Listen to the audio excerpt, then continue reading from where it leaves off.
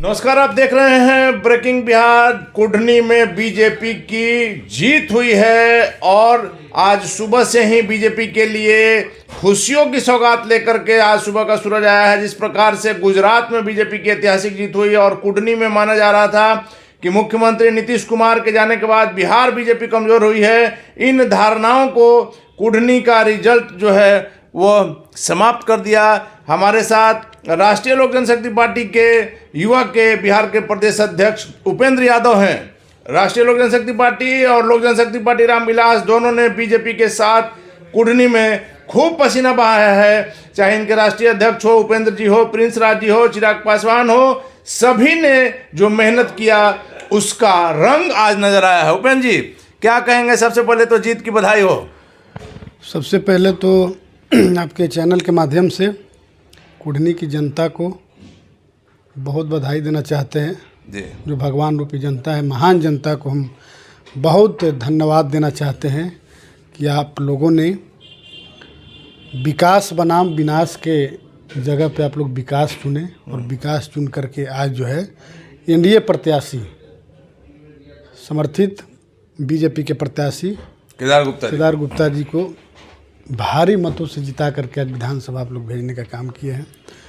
दूसरे हम धन्यवाद देना चाहेंगे भारतीय जनता पार्टी के उन सभी नेताओं को जिन्होंने सभी लोगों ने बढ़ चढ़ कर के प्रचार प्रसार किए।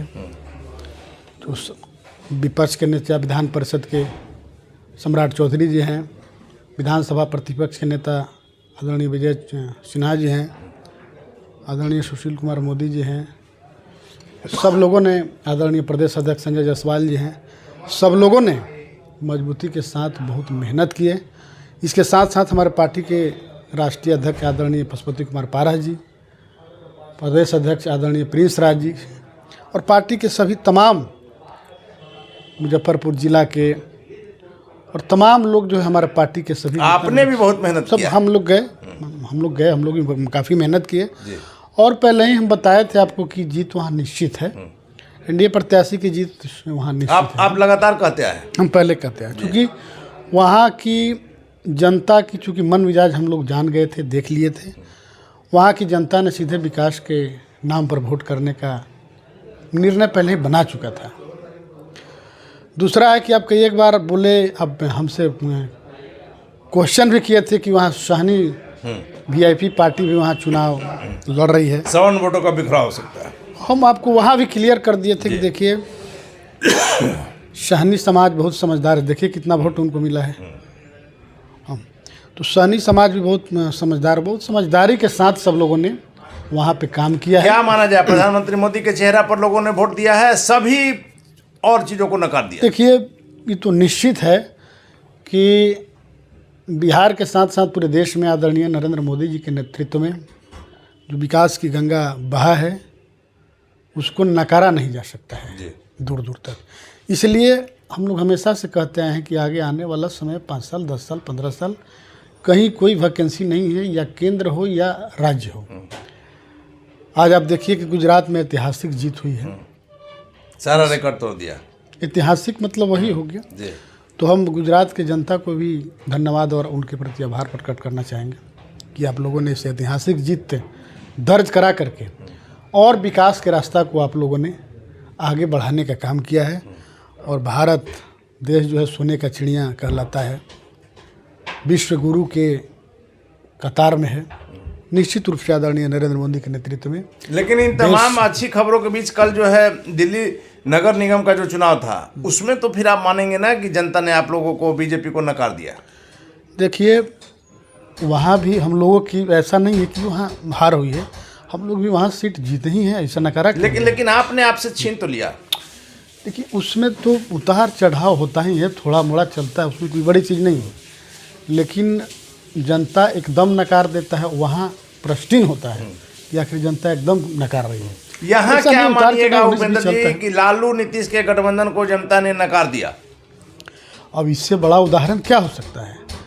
अब तो आदरणीय नीतीश कुमार जी को हम समझते हैं कि पहले भी हम लोग कहते आ रहे हैं, जिस तरह से आप देखें आपराधिक ग्राफ बढ़ा है, अब इनको लोग देखना पसंद नहीं कर रहे हैं। अब तो नैतिकता के आधार पर आदरणीय नीतीश जी को इस्तीफा दे देना चाहिए। बीजेपी के वरिष्ठ नेता सुशील कुमार मोदी ने भी इस्तीफा मांगा है। एकदम बिल्कुल, क्योंकि अब नैतिकता के आधार पर इनको इस्तीफा दे देना चाहिए।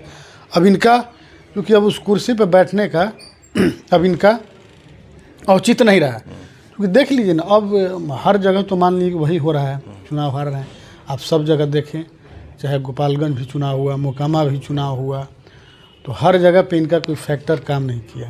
जो भी काम किया है अपना बल पे, जो मोकामा जीता लोग कैंडिडेट वो अपने बल पे जीते, हम पहले भी बोले हैं। इसलिए अब आदरणीय नीतीश कुमार जी को हम तो यही कहेंगे कि अब इनसे बिहार संभलेगा नहीं, बिहार की जनता ने इनको नकार दिया है। अब इनको अपने कुर्सी को छोड़ देना चाहिए। ओवैसी जो कहा जाता था कि बीजेपी की बी टीम है, कोई फैक्टर काम नहीं किया। महागठबंधन को आप लोग कहते थे कि मुकेश सहनी को उतारा गया है कि सवर्ण वोटों को बिखराया जा सके। वैसे में इन तमाम धारणाओं को मोदी के चेहरा ने गलत साबित कर दिया। लोगों ने मोदी के चेहरे पर देखकर वोट दिया और किसी का कुढ़नी में जनता का ध्यान इधर उधर नहीं गया। सीधी टक्कर सामने आ गई महागठबंधन और एनडीए की। लड़ाई था ही नहीं, तो आपको पहले बताए ही हैं। मुकेश सहनी का जो मांस भात था वो सब खत्म हो गया। आपको तो आप जब हमारा इंटरव्यू पहले लिए थे, जब नॉमिनेशन चल रहा था उस समय, आपको बताए थे कि सहनी उन्हीं कोई वहाँ फैक्टर नहीं है। जी, आपने कहा था सहनी जो है, सहनी समाज जो है, जिस तरह से भगवान राम को पार किया था अपने नाव पे चढ़ा करके, उसी तरह से यहाँ सहनी समाज आदरणीय नरेंद्र मोदी जी को, राम जी को पार करने का काम किया, नरेंद्र मोदी जी को पार किया। चलिए उपेंद्र जी, आखिरी सवाल मेरा है कि अब जो है बिहार में अगला चुनाव 2024 का लोकसभा चुनाव है, इसको आप लोग किस तरह से देख रहे हैं? क्योंकि आप ही एकमात्र सहयोगी हैं और दुश्मन का दुश्मन यदि दोस्त होता है तो दोस्त का दोस्त क्या कहेंगे, आप समझ सकते हैं। हम आपके और चिराग पासवान के बारे में बात कर रहे हैं। देखिए, हम लोग एनडीए के साथ हैं और 2024 में बिहार में 40 सीट है। निश्चित रूप से हम लोग तो चाहेंगे कि 40 में 40 सीट जीतें। और जिस तरह के वातावरण है, जो लोगों का मन मिजाज पूरे बिहार की बन गया है, हमको लगता है कि निश्चित रूप से 2024 में 40 सीट हम लोग जीतेंगे। और आने वाला 2025 विधानसभा का जो चुनाव होगा, उसमें भी एनडीए की पूर्ण बहुमत की सरकार बनेगी। चिराग और आप में क्या नज़दीकियाँ बढ़ेंगी? चिराग जी हैं, एनडीए गठबंधन के साथ हैं, वो भी समर्थन कर ही दिए हैं।